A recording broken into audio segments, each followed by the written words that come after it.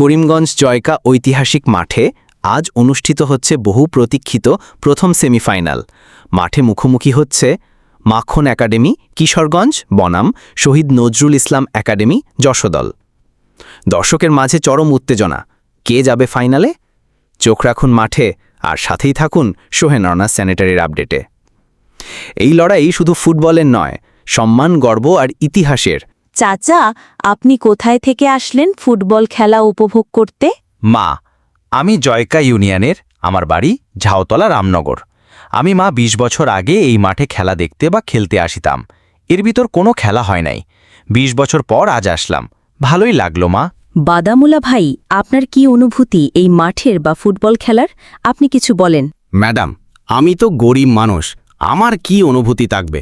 আমার জন্য তো ভালোই হয়েছে। আজ ২০ বছর পর খেলা শুরু করেছে।